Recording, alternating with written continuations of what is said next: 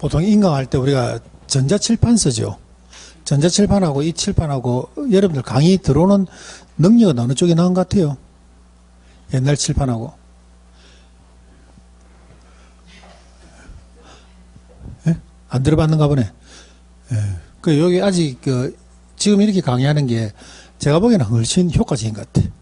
예, 전자칠판 이런 것들은 이제 강의하는 선생님들은 좀 편하신데 다른 데 쓰는 데가 있거든요. 예, 선생님들은 좀 편한데 여기 학생들한테 좋지 않겠나 그런 생각합니다. 그 PPT 하고 막 전자칠판 하면은 뭐 속도도 빠르고 막 빨리 넘어가고 뭐 정신없잖아요. 예, 그러니까 고등학생들 수업은 다 이래야죠. 다 이래야죠.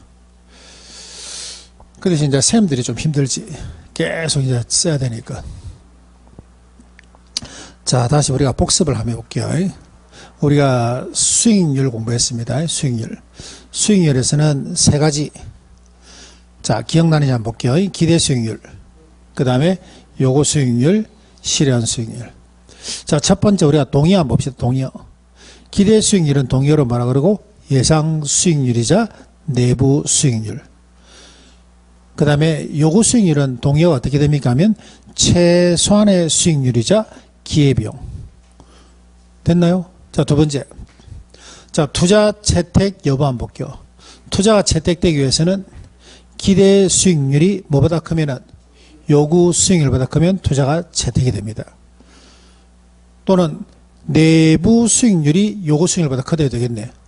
동의어이기 때문에. 그죠? 자, 그 다음 우리가 투자 균형 배웠죠. 자, 투자 균형이라는 것은 요구 수익률은 쭉 우상향하면서 가는데 기대 수익률이 올라갔다 내렸다 그래요. 그래서 그 와중에도 기대와 요구가 겹치는 부분을 투자 균형이라고 합니다. 그러면 투자 균형이 이루기 위해서는 누가 움직이는 것만 생각하시면 돼. 누가 움직입니까? 기대가 움직입니다. 기대가 요구를 따라감으로 해서 투자 균형이 맞춰진다 보시면 돼요. 자, 그 다음 요구 수익률 혹시 공식 기억나세요? 두 가지. 요구 수익률은 시간의 대가인 무위험률과 플러스 위험의 대가인 위험 할증률로 구성이 되어 있다. 다시 한 번 더. 요구 수익률 공식이라는 것은 시간의 대가인 뭐하고 무위험률, 위험의 대가인 뭐 위험 할증률로 구성이 됐다 봐야 돼요. 됐죠? 자, 그 다음에 이제 한 가지만 더 합니다. 예. 한 가지는 뭘 합니까 하면은 205페이지 한번 볼게요. 205페이지.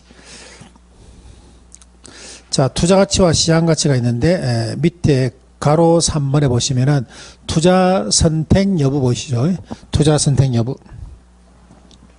자, 투자 선택 여부를 보니까 투자가 뭐보다 크면은 투자 가치가 뭐보다 크면은 시장 가치보다 크면은 투자가 채택이 됩니다. 채택. 자, 여기 무슨 말인지 아니까 자, 친구분 세 분 A, B, C 세 사람이 자, 오늘 개모임을 해가지고 동부장군에서 밥을 한 그릇 먹고 식사를 하고 커피를 한 잔 마시고. 우리나라는 해변가에 커피숍이 너무 잘 돼 있죠. 예, 우리나라는 해변가에 커피숍이 너무 잘 돼 있어. 가격도 싸고. 자, 커피 한 잔 하고 임장 갑니다. 임장. 밥이나 먹었으니까 우리 일을 좀 해보자. 먹었으면 일을 해야 되죠. 먹었으면 움직여야 됩니다. 자, 그렇게 해서 이런 부동산 하나 보러 갔어. 소장님이 요게 시장에 2억에 나와 있다 그래요. 그럼 2억이란 것은 요거는 시장 가치 맞죠? 2억이란 것은 이미 공개된 시장 가치야. 이걸 놔두니 객관적 가치라고 합니다. 객관적 가치라는 것은 누가 봐도 2억이야. 왜? 시장에 나와 있기 때문에 가격이. 이해되세요? 자, 그런데 ABC 보는 사람들이 눈이 저마다 틀려. 이 사람은 1억 8천으로 봅니다. 이 사람은 2억 됐네. 근데 이 사람은 2억 5천으로 봐. 자, 친구 3명이 임장하러 갔을 때 부동산을 딱 보니까 A, B, C가 보는 각각의 가치는 다 틀려. 이런 가치를 뭐라 그럽니까? 각각 저마다의 투자 가치라 그래요. 그러면 투자 가치라는 것은 객관적입니까? 주관적이요? 주관적이라 봐야 돼요. 투자 가치는 얘는 뭐가 되고 얘들은 사람들마다 틀리기 때문에 주관적. 시장 가치라는 것은 이미 시장에 나와 있죠. 그러니까 이거는 객관적. 자, 요 세 사람 중에 누가 한 사람이 매도하겠네. 한 사람이 사겠네. 집을. 누가 삽니까? A가 산다고? 네? 아니, 누가 이거는 초등학생한테 물어봐도 이거는 C죠, C. 이 사람이 당연히 사지. 이 사람 뭐합니까? 사는 사람한테 욕하죠. 이 사람은 욕하는 사람이에요. 욕하는 사람. 네? 야는 고개만 끄떡끄떡. 미친나 하면서 막 욕합니다. 이 사람한테. 투자 가치는 저마다 같다 틀리다. 다르다. 근데 이 사람은 산다니까. 왜? 자기가 생각하는 투자 가치는 얼마이기 때문에 2억 5천이기 때문에.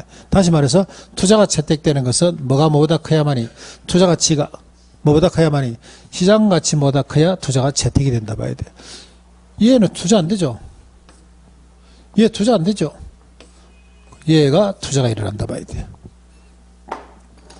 자, 그래서 우리가 투자가 채택되는 것은 지금 두 가지 배웠습니다.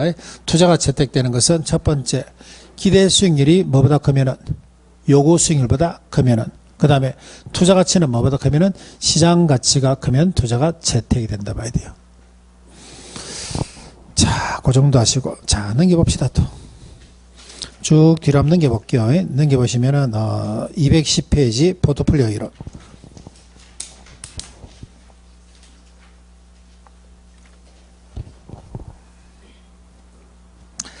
자, 한번 읽어볼까요? 1번에 보니까 자산의 안에 집중되어 있는 경우 발생할 수 있는 거기에 불확실성을 제거하기 위하여, 그 밑에 보니까 분산 투자란 말 보이세요?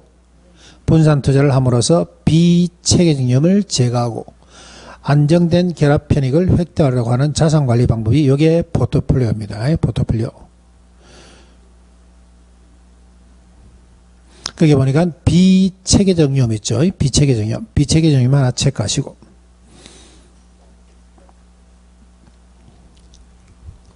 자, 그 다음에 한번 넘겨볼까요?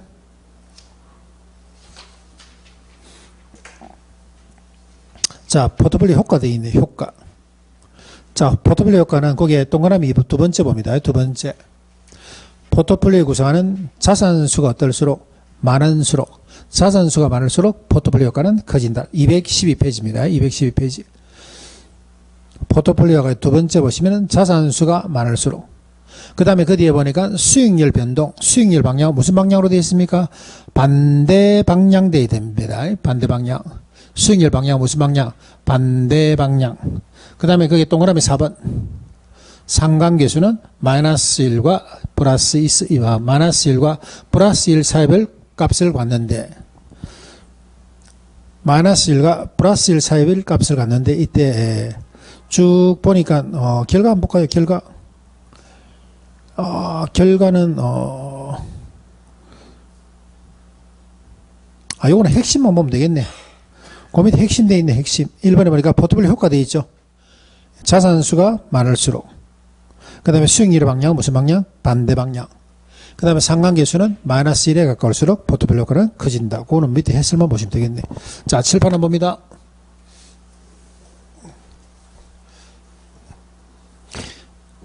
핵심 돼 있는 것은 핵심만 보시면 됩니다. 핵심이 이해 안 가면 위에 가면 읽어보시고 핵심만 보시면 돼. 자, 우리가 포트폴리오의 어떤 의의를 한번 볼게요. 의. 자, 제일 큰 목적은 뭡니까 하면 첫 번째, 비체계적념입니다. 첫 번째는 비체계적념. 요거 제거에 있다 봐야 돼요. 제거 또는 감소에 있다 봐야 되죠. 그 다음에 포트폴리오라는 것은 요거는 안정된 자산 확보입니다. 안정된. 충분한 자산 확보가 아니고 안정된 자산 확보라 봐야 돼요. 가상화폐 같은 건 뭐요? 가상화폐 같은 경우는 쪽박 아니면 대박이야. 가상화폐 같은 경우는 쪽박이면 대박이고, 포트폴리오라는 것은 안정된 자산 확보가 목적이라 봐야 됩니다. 자, 이러한 어떤 포트폴리오의 효과를, 얘의 어떤 효과를 크게 하기 위해서는, 첫 번째, 자산수는 어떻게 됩니까? 자산수 많아야 됩니다. A에 투자하는 것보다는 AB, AB에 투자하는 것보다는 ABC, ABC에 투자하는 것보다는 ABCD, 이렇게 해서 자산수는 많아야 돼요. 그러니까 여러분들이 예를 들어서 금에도 좀 투자하고, 그 다음 달러에도 좀 투자하고, 그 다음 배당주도 좀 투자하고, 그 다음에 공격주도 좀 투자하고, 이런 식으로 해서 조금 나누셔야 돼요. 아시겠죠? 여기 이런 거 하기에는 ETF가 최고 좋습니다. ETF가 최고 좋다 봐야 돼요. 자, 두 번째. 자, 수익률 방향은 어떻게 해야 돼? 수익률 방향은. 자, 예를 들어서, 자, 나는 ABCD 4개의 기업에 투자한다 볼게요. 자, 물론 여러분들 생각에는 수익률 방향이 이렇게 똑같이 이렇게 해서 상승을 표시한다면 너무 좋지. 그런데 똑같이 이렇게 상승한다는 것은 또 똑같이 이렇게 해서 하락한다 봐야 돼. 대박 아니면 쪽박. 아시겠죠? 대박 아니면 쪽박. 이건 포트폴리오 아니에요. 대박 아니면 쪽박. 이건 포트폴리오 아니야. 포트폴리오가 되기 위해서는 한쪽의 수익률이 이렇게 상승하게 되면 다른 쪽은 이렇게 하락해 줘야 돼. 그 다음에 얘들이 조금 올라갈 때 되면은, 그 다음에 얘들이 조금 내려와 줘야 되고, 이런 식으로. 그래서 여러분들이 갖고 있는 자산을 갖다가 안정적으로 수익률을 갖다가 예를 들어서 은행 이자보다 약간 높게 가져가는 것이 그게 포트폴리오 효과라 봐야 돼요. 우리 주식의 국가대표가 누구예요? 주식의 국가대표가 누굽니까? 주식의 국가대표 사단이 누구예요? 에? 주식의 국가대표 누구? 국민연금이잖아. 국민연금 이끄는 사단이 우리 대한민국의 주식의 어떤 국가대표라 보셔야 돼요. 이 사람들 수익률이 올해는 저쪽에 빅테크 예를 들어 삼성이라든가 SK 이런 것 때문에 수익률 한 20% 났어. 근데 이 사람들이 평균적으로 연평균 수익이 얼마예요? 국민연금 연평균 수익이 5%밖에 안 돼.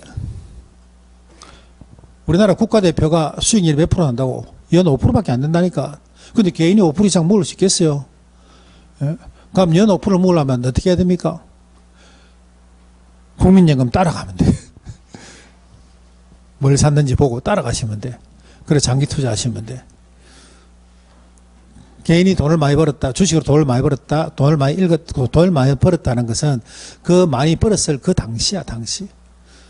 근데 자기 빠진 건 이야기 안 하죠. 우리나라 사람 특히나 남들한테 자랑하는 거 좋아하지. 이런 건 잘 이야기 안 하잖아.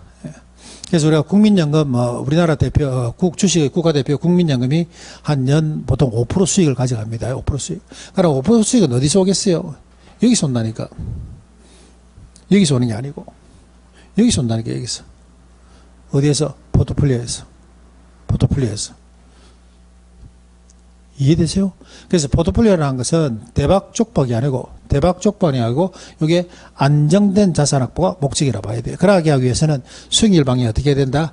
반대 방향으로 움직여야 됩니다. 수익률 방향이 어떤 방향으로? 반대 방향으로 움직여 주셔야 돼요. 자, 여기까지는 충분히 이해하죠. 자, 세 번째. 자, 요 말입니다. 요 말. 자, 처음 듣는 말이죠. 상관계수. 상관계수가 어디? 마이너스 1에 가까워야 된다. 이 말입니다. 마이너스 1.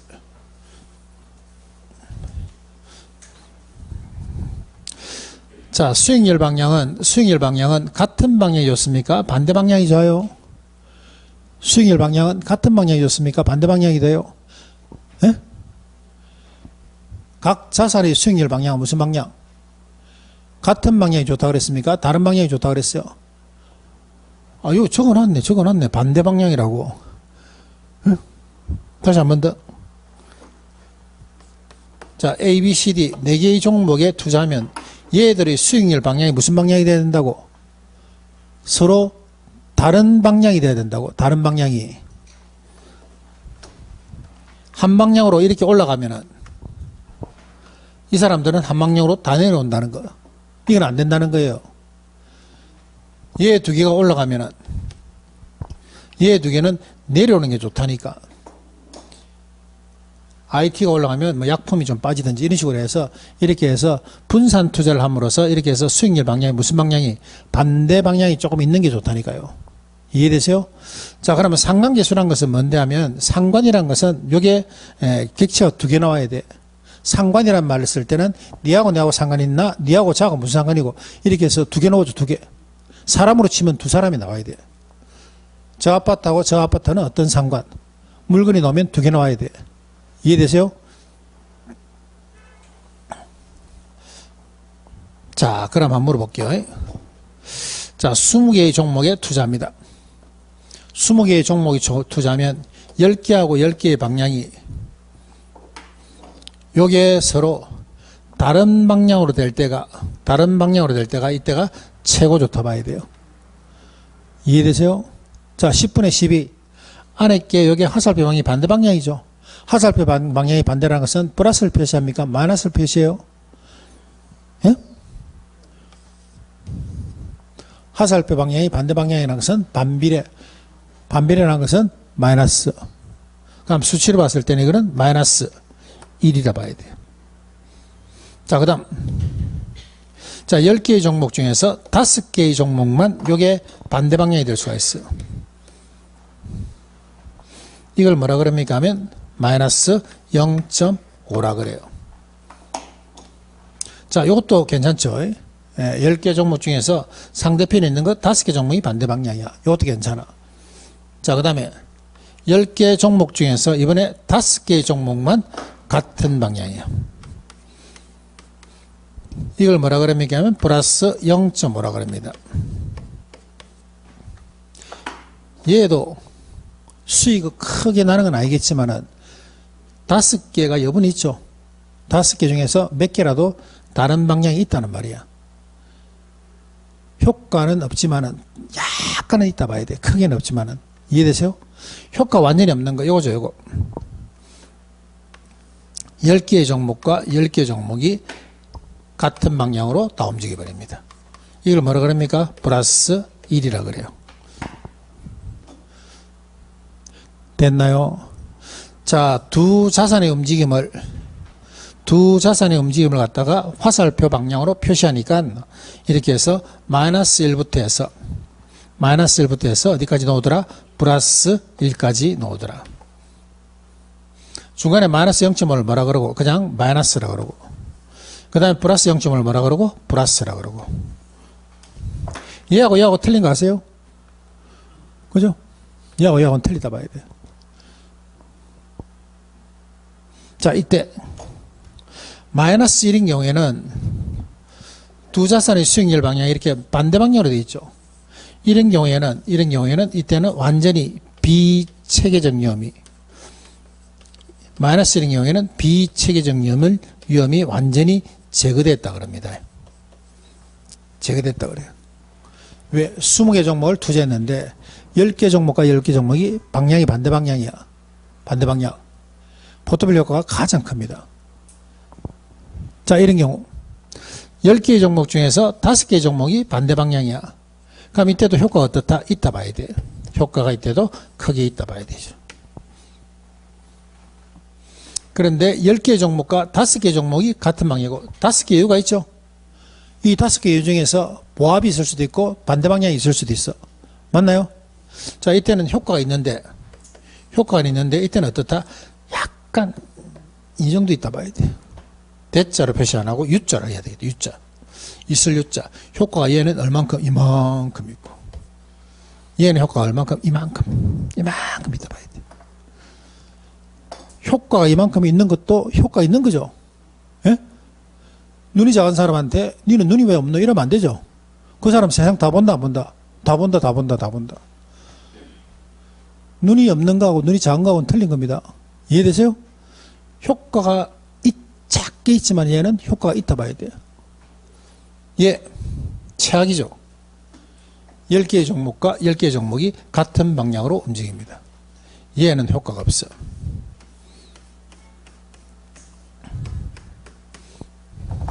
그래서 우리가 상관계수라는 것은 두 자산의 수익률의 움직임을 이야기하는 겁니다. 두 자산의 수익률을 움직임을 이야기하는데 10개의 종목과 10개의 종목이 이렇게 해서 다른 방향으로 움직여주는 것이 이게 과정 효과적이다 봐야 돼요.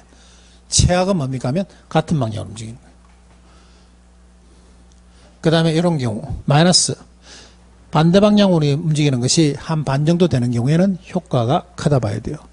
그런데 5개 정도가만 이제 같은 방향으로 움직이죠. 이때는 효과가 어떻다? 적지만 효과가 있다 봐야 돼. 자, 교재 한번 볼게요. 교재. 자, 213페이지입니다. 213페이지. 그게 상관계수 플러스 1 보이세요?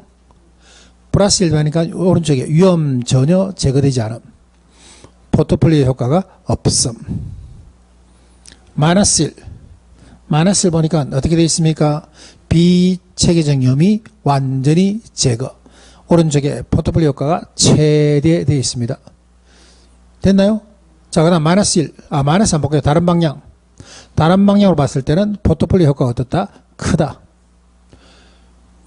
플러스 동일한 방향으로 봤을 때는 이때는 포트폴리오 효과가 어떻다? 적다란 말입니다. 적다.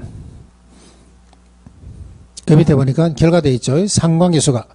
상관계수가 마이너스 1인 경우에는 비체계적 위험이 완전히 제거되나 상관계수가 플러스 1인 경우에는 비체계적 위험이 전혀 제거되지 않는다. 이렇게 나와 있습니다.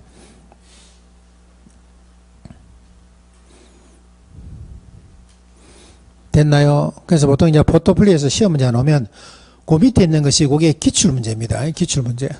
우리가 시험 문제에 출제되었던 지문들이에요. 지문들. 지문들 아주 쉽게 출제가 됩니다. 아주 쉽게. 자, 그 다음에 그 밑에. 그게 평균 분산의 지배원리 한번 볼게요. 평균 분산의 지배원리. 자, 물어봐야 되겠죠. 여기서 평균은 뭘 뜻합니까? 평균. 평균, 기대 수익률은 뭘 뜻합니까? 평균. 그럼 분산은 뭘 뜻해요? 분산. 위험. 그렇죠. 분산은 위험. 평균은 수익. 그렇죠. 평균은 수익. 그럼 이게 평균 분산의 지배원리를 다른 말로 바꾸면 수익과 위험의 지배원리라고 봐야 돼요. 수익과 위험의 지배원리입니다.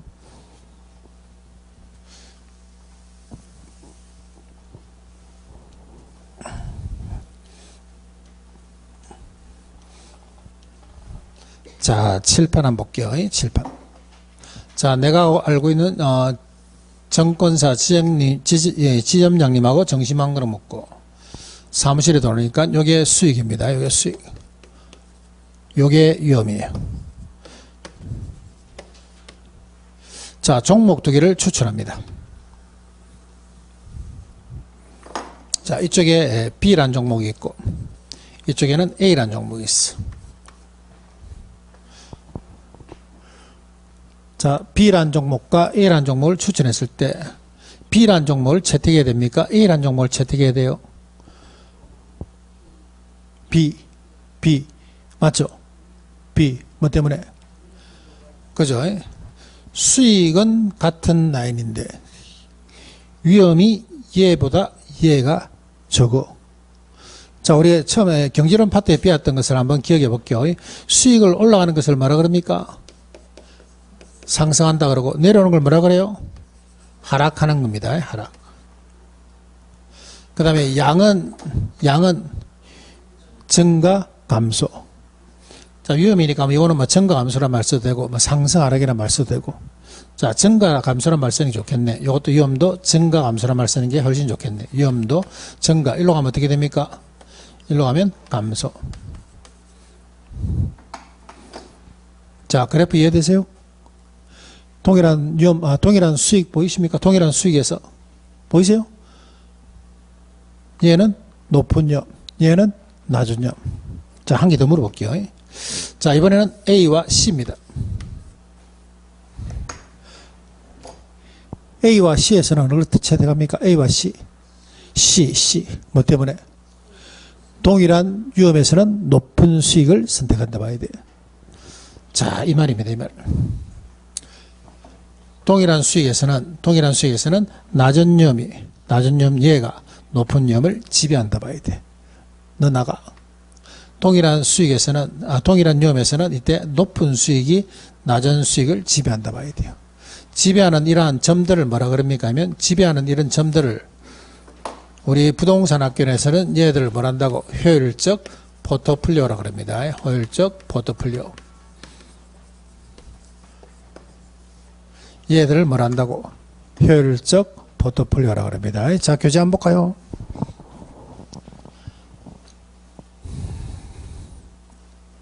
자, 평균 분산의 지배율에서 동그라미 1번. 동그라미 1번에 보니까 위험이 동일한 경우죠. 위험이 동일한 경우. 위험이 동일한 경우 보이세요? 자, 위험이 동일한 경우에는 밑에 결론. 가장 큰 평균 기대 수익률을 갖는 투자를 채택한다. 그 다음에 동그라미 2번. 수익률이 동일한 경우죠. 동그라미 2번. 수익률이 동일한 경우에는 둘째 줄에 보시면은 가장 작은 위험을 갖는 투자를 채택한다. 됐습니까? 자, 그래놓고 밑에 결과 한번 볼까요? 세 번째, 동그라미 3번. 결과, 평균 분산의 지배율을 만족하는 동일한 수익에서 낮은 위험의 자산과 동일한 위험에서 높은 수익의 자산을, 동일한 위험에서 높은 수익의 자산을, 이걸 뭘 한다고? 효율적 포트폴리오를 한다.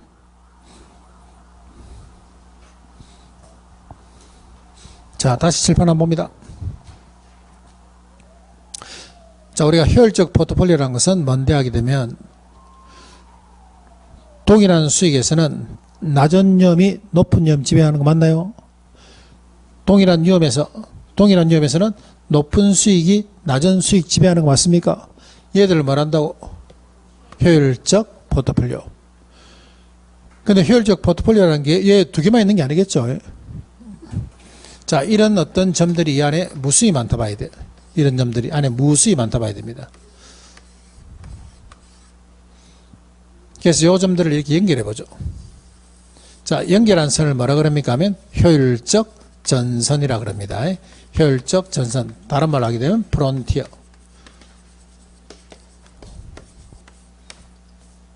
효율적 프론티어라 한다 봐야 돼. 이걸 말한다고요? 효율적 전선, 효율적 프론티어라고 합니다. 자, 효율적 프론티어라는 말은 어디 있습니까? 한번 볼까요? 자, 215페이지 보시면 동그라미 맨 위에 1번. 평균 분산 지배 원리에서 선택된 포트폴리오를 효율적 포트폴리오라고. 두 번째, 효율적 포트폴리오 집합을 뭐라 그럽니까 하면 효율적 전선 또는 효율적 프론티어라고 한다. 됐나요? 맞아요? 자, 그 정도만 봅니다. 그 정도만. 자, 평균 분산의 지배율에서 이긴 자를 말한다고? 효율적 포트폴리오. 연결한 선을 뭐라 그럽니까? 효율적 전선. 그럼 여기 전선 안에는 전부 다 효율적 포트폴리오. 동일한 수익에서 낮은 위험, 동일한 위험에서는 높은 수익을 가진 어떤 이런 종목들이 있겠죠. 이 종목도 누굴 만나야 됩니까 하면 투자자를 만나야 돼요. 투자자. 자, 투자자는 위험을 싫어합니다. 위험을 싫어하기 때문에 이러한 종목을 만나기 위해서는 투자자는 위험을 보고 등을 돌립니다. 우상향하면서 이런 식으로 위험을 보고 등을 돌리면서 이런 종목을 만나죠. 이런 투자자의 형태를 나타낸 것을 이걸 뭐라 그럽니까 하면 얘들을 무차별 곡선이라 그럽니다. 무차별 곡선. 뭘 한다고요? 이 투자자의 어떤 형태를 나타낸 것을 뭘 한다고? 무차별 곡선이라 그래요. 그래가지고 효율적 전선과 무차별 곡선이 이렇게 접하는 점 있죠. 접하는 점을 갖다 우리는 뭐라 그럽니까 하면 최적의 포트폴리오라고 합니다. 최적의 포트폴리오.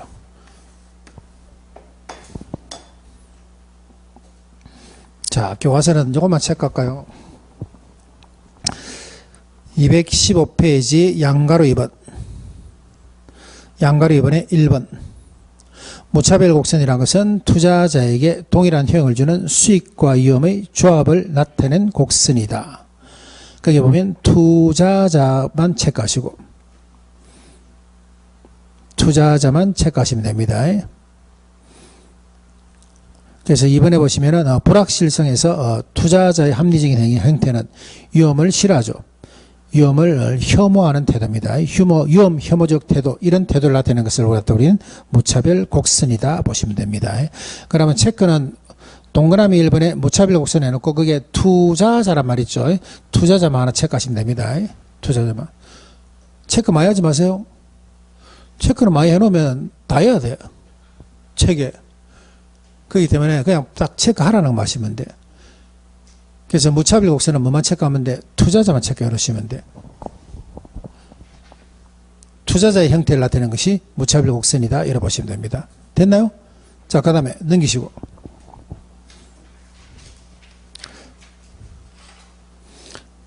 자, 그 다음 동그라미 3번. 최적의 포트폴리오 나왔죠. 요거는 효율적 프론티하고 무차별 곡선이 많은 점, 접하는 점, 요거만 하나 체크하시면 됩니다. 접하는 점.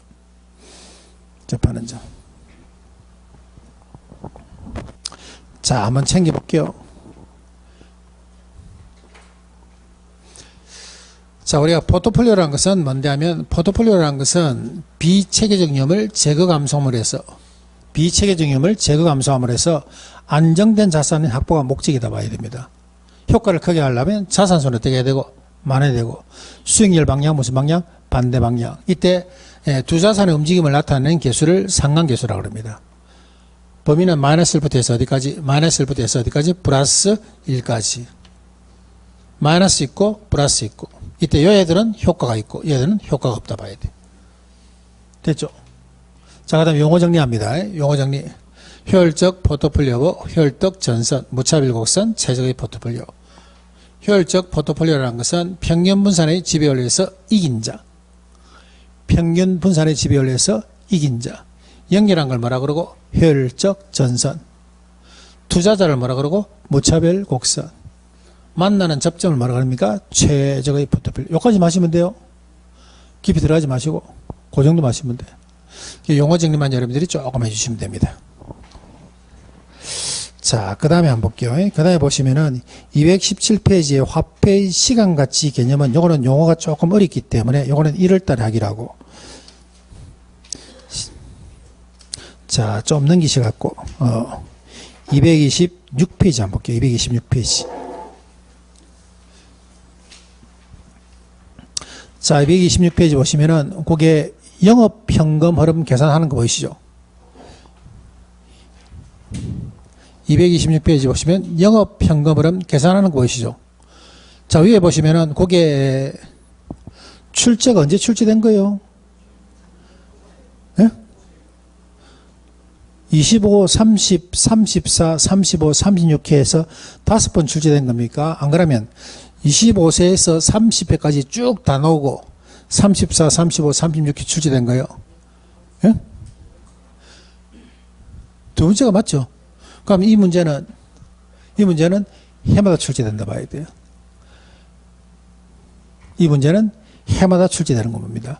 그래서 내가 여러분한테 11월달, 12월달에 다른 건 다 그냥 수업만 한번 듣더라 하더라도 이 공식, 요거는 여러분들이 11월달, 12월달에 꼭 암기를 하셔야 돼요.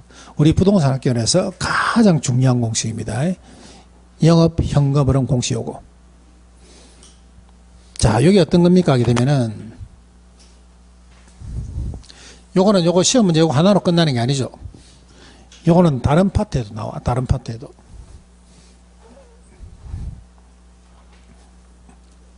분명히 이래 했는데 또 11월달, 12월달 안 해온다. 중요한 거는. 그럼 1월달에 온 사람하고 또 같아집니다. 메모지 딱 해갖고 뒷주머니 딱 넣고 요거는 여러분들이 자다가도 탁 깨우면은 나와야 돼요.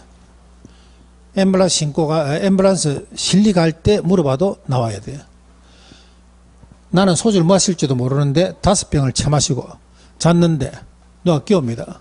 그때도 나와야 돼. 그만큼 중요한 공식이에요. 그만큼. 자, 이거 한번 볼게요. 이게 뭡니까 하면은 자, 나는 자격증을 따왔고 그 다음에 투자를 좀 해가지고 이런 임대용 부동산을 하나 사야 됩니다.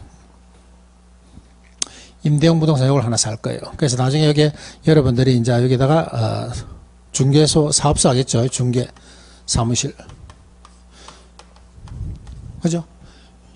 방 이렇게 해서 9개짜리 딱 해갖고 임대 주면 좋잖아요. 1층에서 뭐 하고 중개 사무실 하면서 자기가 그거 하면 되잖아. 그리고 2층 여익편은 뭐 주겠고, 요 세 뭐 주면 좋겠어요? 건물에서 하나 사갖고 여러분들 세 준다면은 카페야. 그래, 카페.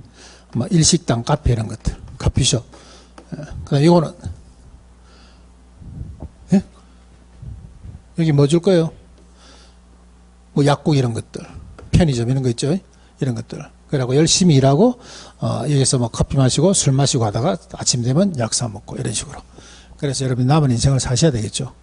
자, 그래서 이러한 부동산을 하나 운영할 때 수지계산하는 겁니다. 수지계산. 우리는 부동산, 임대용 부동산을 제가 하나 보유하게 되면은 수익이 몇 번 나는 줄 아세요? 수익이 몇 번 납니까? 수익이 2번 난다 봐야 돼요. 운영할 때 수익하고 부동산하고 팔 때 수익입니다.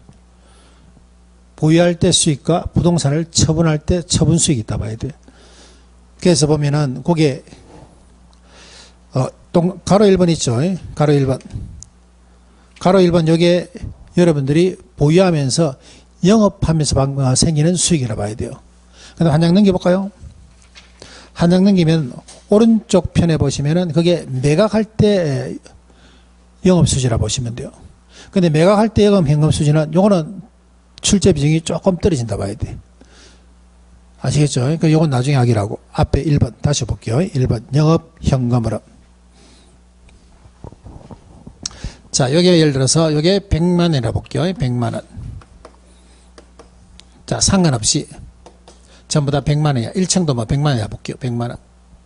그럼 임대용 부동산을 하나 요걸 갖다가 운영하게 되면은 수익이 전체 얼마납니까? 전체 얼마? 전체가 만실이면 수익이 얼마나 하겠어요? 100만 원씩 100만 원이야. 12개 얼마? 1,200만 원 맞죠? 1,200만 원. 그게 뭐가 됩니까? 하면 그게 가능총소득입니다. 가능총소득. 그래서 가능총소득이라는 것은 임대료에다가 임대 단위수를 곱하시면 돼. 100만 원 임대료에다가 임대 단위수가 12개 때문에 이거는 가능총소득이 1,200만 원이야. 1,200만 원인데 얘는 머릿속의 소득이요.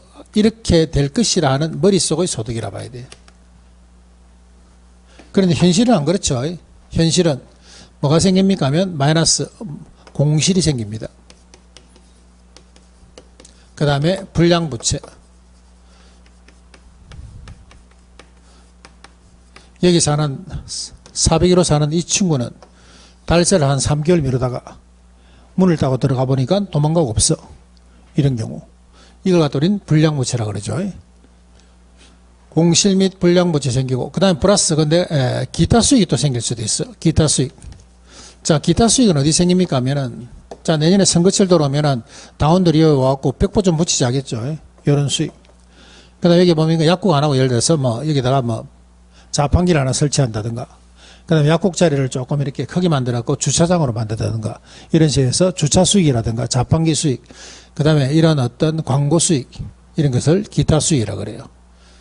그래서 공실 및 불량부채 빼고 기타 수익 들어가게 되면은 이때 나오는 게 유효 총소득이 나옵니다. 유효 총소득. 자, 얘가 현실상의 실질 소득이에요. 얘가 통장에 들어오는 소득입니다. 얘는 머릿속의 소득이에요. 이 부동산을 내가 하나 취득하게 되면은 한 달에 1,200만 원이 통장에 딱 꼽힐 거라는 머릿속의 소득이고, 그 다음에 공실 및 불량부채 빼고 기타 수익 더하게 되면 이게 나오는 유효 총소득이 이게 현실상의 소득이라고 해야 됩니다. 자, 여기서 살림 살아야 되겠죠. 자, 빼야 됩니다. 여기서 영업경비 빼야 되죠. 영업경비. 화재보험료, 기타 가스 뭐 이런 것들. 직원이 있다면 직원도 급여 다 줘야 돼. 자, 영업경비를 빼고 나면은 소득이 이때 무슨 소득입니까 하면 순영업 소득이라 봐야 돼요. 이게 순수익입니다. 얘가 뭐가 됩니까 하면 얘가 순수익이야. 순수익. 자, 순영업 소득에서 돈 빌렸으면은 자, 빚 갚아야 됩니다. 그거 갖더니 부채 서비스기죠. 부채 서비스. 원금 이자 갚아야 돼. 자, 원금 이자 갚다 보면은 이때는 이제 세금 내기 전이죠. 세전 현금 수지. 세전 현금 수지가 발생하고 그 다음에 세금 내야 되죠. 영업소득세 내야 됩니다. 영업소득세 내고 나면 이때 나오는 게 세후 현금 수지입니다. 세후 현금 수지.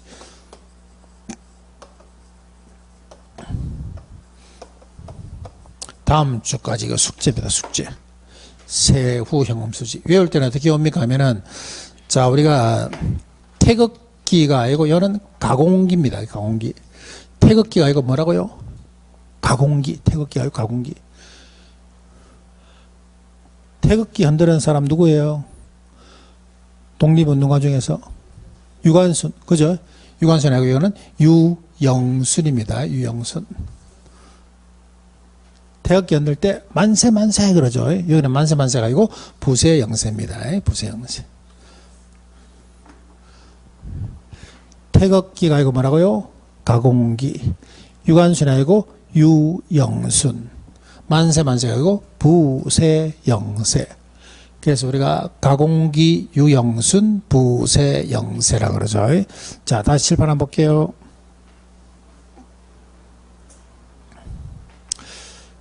자, 이러한 부동산을, 임대원 부동산을 갖다 우리가 운영하게 되면은 수익이 두 번 생깁니다. 두 번. 보유할 때 생기는 수익을 이와 같이 영업현금으로. 그 다음에 부동산을 파는 시점이죠. 매각할 때 생기는 걸 갖다 우리는 매각현금이라고 그래요. 근데 얘는 여기서만 쓰는 게 아니고 나중에 감정평가에도 써야 되고 또 뒤에도 써야 되고 얘는 많이 나와요. 그래서 이걸 요걸 갖다 여러분들이 외우지 못하면은 요걸 외우지 못하는 사람은 시험 치러 갈 때, 뭡니까? 시험 치러 갈 때 주민등록증을 놔고 가는 거하고 똑같아 봐야 돼요. 그리고 부동산학개론이 1차 과목이자 첫 시한 수업이에요. 1차 과목이자 첫 시한 수업인데 여기 막히면 안 되겠죠. 여기 쭉 이렇게 잘 흘러줘야 돼요. 중요한 역할을 하는 것이 요겁니다. 요거. 그래서 우리가 이러한 임대용 부동산을 샀을 때 임대 단위수 12개에다가 임대료 곱한 것을 뭐라 그러고 가능총소득. 머릿속의 소득이죠. 나는 이번 달에 1200만 원이 내 통장에 들어올 거라 생각합니다. 근데 현실은 안 그렇죠. 뭐 생기고 공실 생기고 불량부채 임대를 안 주고 도망가는 사람도 있어. 빼고 그 대신에 또 수익도 생길 수 있죠. 영업의 수익, 기타 수익, 자판기라든가 광고 이런 것들, 주차장 이렇게 해서 영업의 수익이 생길다 봐야 돼. 그래서 내 통장에 현실적으로 들어오는 수익이 뭡니까 하면 유효총소득이라고 봐야 돼요. 됐나요? 자, 통장에 수익이 들어왔으면 이거 갖고 살림 살아야 되죠. 살림 살아야 되는데 제일 중요한 것은 이제 영업경비 요거 빼야 돼. 가스, 전기, 수도, 보험료, 그 다음에 재산세라든가 종합부동산세 이런 것들 세금 낸 거하고 이렇게 해서 전부 다 공제를 해야 돼요. 모든 세금의 기타 지출 비용을 공제하고 남는 것이 그게 뭡니까? 순수익입니다. 순영업소득. 이게 여러분들 이제 일단 호주머니에 들어오는 수익이야. 순수익이야. 돈 빌렸으면 원금이자 갚아야 되죠. 원금이자 갚고 나면은 세전이죠. 예, 세전 현금 수지가 될 것이고 국가에 이제 영업소득세 내죠. 내고 나면 세후 현금 수지가 된다 봐야 돼. 여기 이제 최종적으로 마지막 수지라 봐야 되죠. 그래서 외울 때는 어떻게 온다고? 태극기가 아니고 뭐라고요? 가공기. 유관순이 아니고 유영순. 만세가 아니고 부세 영세. 10개입니다. 10개를 갖다가 334로 외우시면 됩니다. 334. 334. 태극기가 아니고 뭐라고요? 태극기가 아니고 뭐라고? 가공기. 유관순이 아니고 뭐라고? 유영순. 만세가 아니고 뭐? 부세 영세. 이거 다음 주까지 딱 숙제입니다. 숙제.